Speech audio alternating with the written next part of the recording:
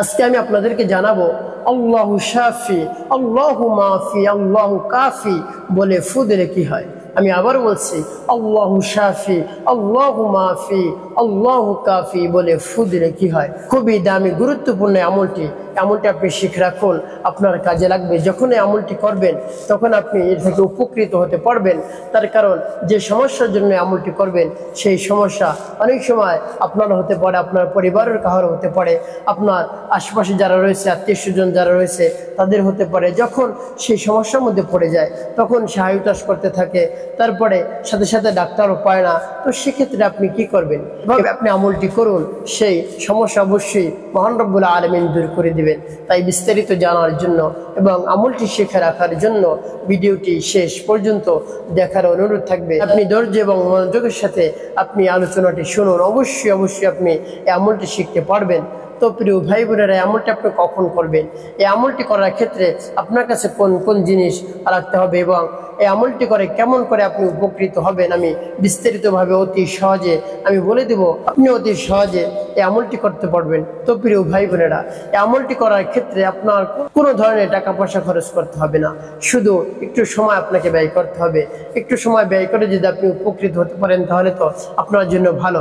এই জন্য কত সময় পড়ে থাকে, আপনি একটু সময় ব্যয় করে আপনি আমলটি করুন, দেখুন কি হয়। তো প্রিয় ভাই বোনেরা, এই আমলটি করার ক্ষেত্রে আপনাকে অবশ্যই পবিত্রতা অর্জন করতে হবে।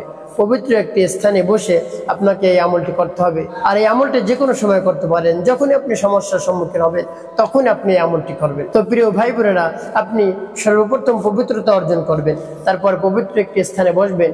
তারপরে এই আমলটি করার ক্ষেত্রে আপনার কাছে কোন জিনিস রাখবেন? আপনার কাছে একটি কচুপাতা রাখবেন, আর সেই কচুপাতাটা ছিঁড়বেন। আপনি নিঃশ্বাস বন্ধ করে একটি কচুপাতা ছিঁড়ে নিয়ে আসবেন। সেই কচুপাতার মধ্যে আপনি অল্প কিছু পানি রাখবেন, কল দিয়ে আপনি ফ্রেশ পানি নিয়ে আসলেন। তারপরে আপনি সর্বপ্রথম জীবনের গুনার কথা স্মরণ করে আপনি ইস্তেগফার পাঠ করবেন।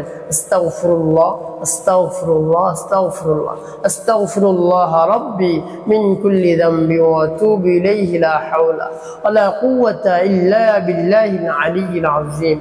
এভাবে যখন ইস্তিগফার পাঠ করা হয়ে যাবে, তারপরে 3 বার নবীজি সাল্লাল্লাহু আলাইহি সাল্লামের সাথে দুরূদ ইব্রাহিম পাঠ করবেন, যেমন আল্লাহুম্মা সাল্লি আলা মুহাম্মাদ ওয়া আলা আলি মুহাম্মাদ কামা সাল্লাইতা আলা ইব্রাহিম ওয়া আলা আলি ইব্রাহিম ইন্নাকা হামিদুম মাজিদ। আল্লাহুম্মা বারিক আলা মুহাম্মাদ ওয়া আলা আলি মুহাম্মাদ কামা বারাকতা আলা ইব্রাহিম ওয়া আলা আলি ইব্রাহিম ইন্নাকা হামিদুম মাজিদ।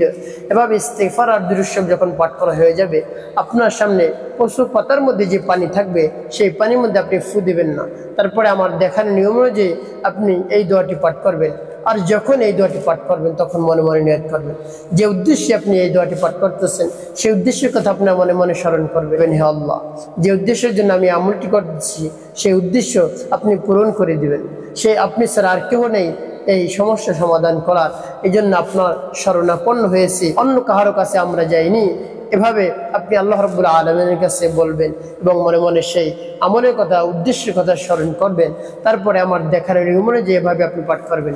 বিসমিল্লাহির রহমানির রহিম। আল্লাহু শাফি, আল্লাহু মাফি, আল্লাহু কাফি। এভাবে আপনি পাঠ করবেন।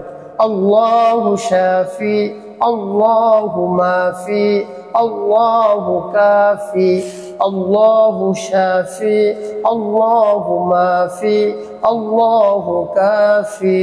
এভাবে আপনি পাঠ করে কচু পাতার মধ্যে আপনি ফু দিয়ে দিবেন।